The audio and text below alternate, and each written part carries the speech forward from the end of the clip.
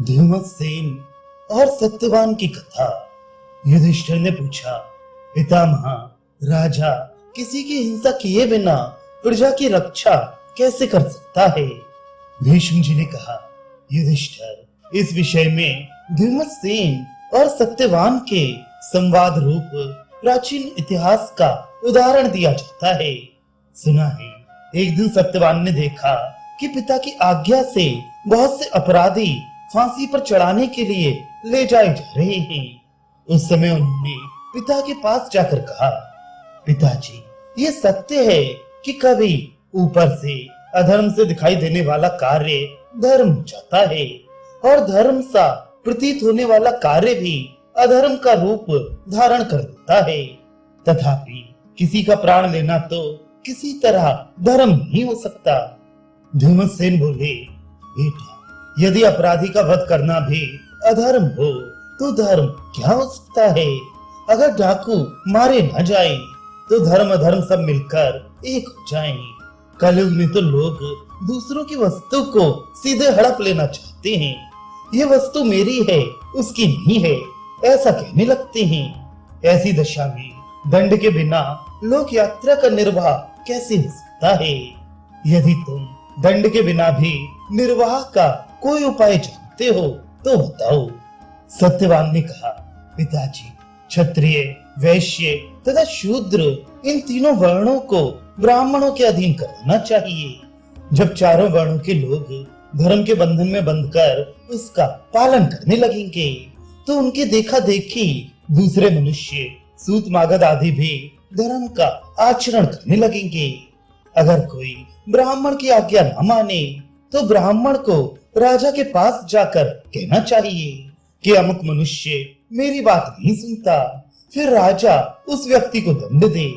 दंड विधान ऐसा होना चाहिए जिसमें प्राण जाने का भय न हो।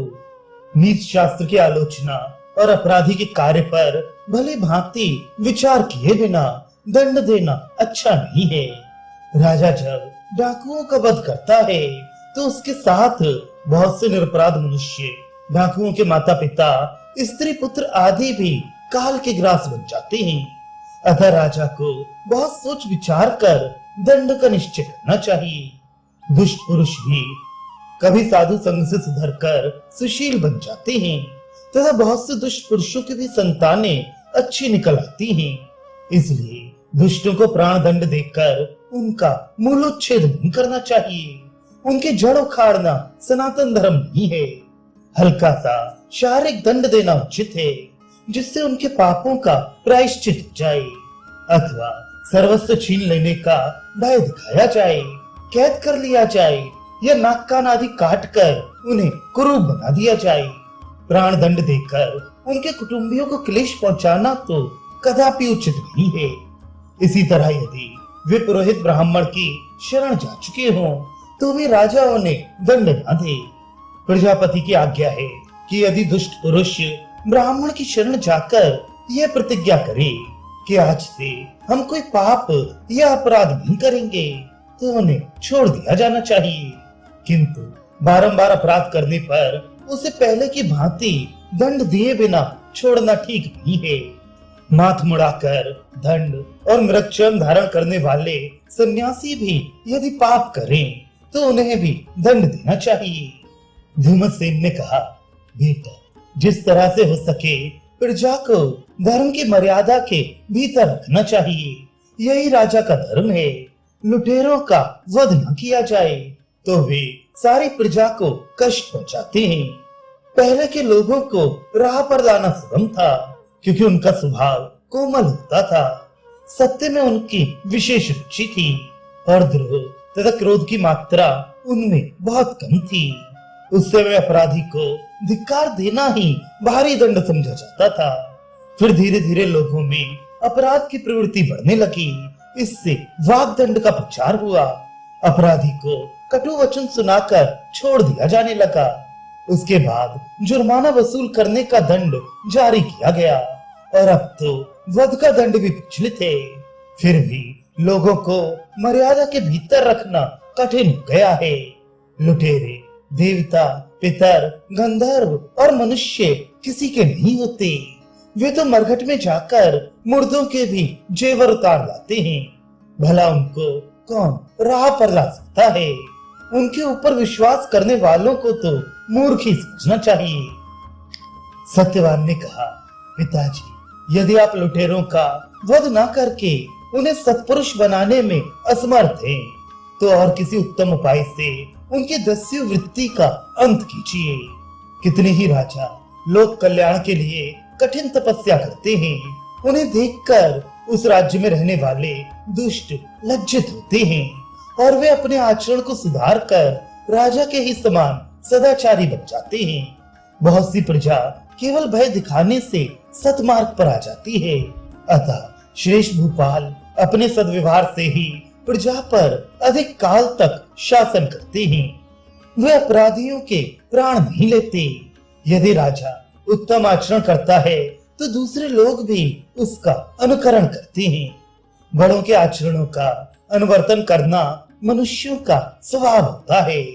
जो राजा स्वयं विषय भोगने के लिए इंद्रियों का गुलाम हो रहा है और मन को काबू में नहीं रख पाता, वह यदि दूसरों को सदाचार का उपदेश देने लगे तो लोग उसकी हंसी उड़ाते हैं।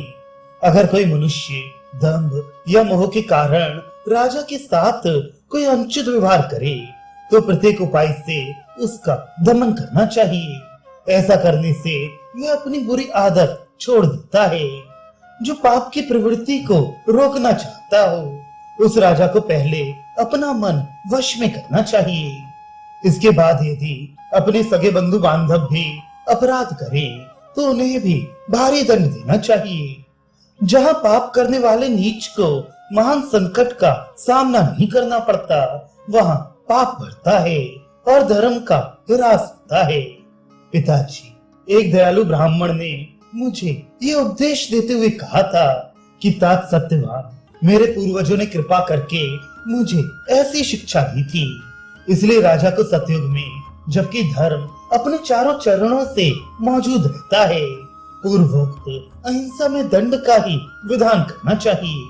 त्रेता युग आने पर धर्म का प्रचार 1/4 कम हो जाता है। उस समय की स्थिति के अनुसार वाक दंड के द्वारा प्रजा का शासन करना उचित है। द्वापर में धर्म के 2 ही पैर रह जाते हैं। उस समय के लिए अर्थदंड उपयुक्त है, किंतु कलयुग में तो धर्म का 1/4 भाग ही शेष रह जाता है। अतः उस समय मनुष्यों की आयु, शक्ति और काल का विचार करके ही दंड का विधान करना उचित है। स्वयंभू मनु ने प्राणियों पर अनुग्रह करके बताया है कि मनुष्य को अहिंसा में धर्म का ही पालन करना चाहिए, जिससे वह सत्य स्वरूप परमात्मा की प्राप्ति कराने वाले धर्म के महान फल से वंचित न रहने पाए।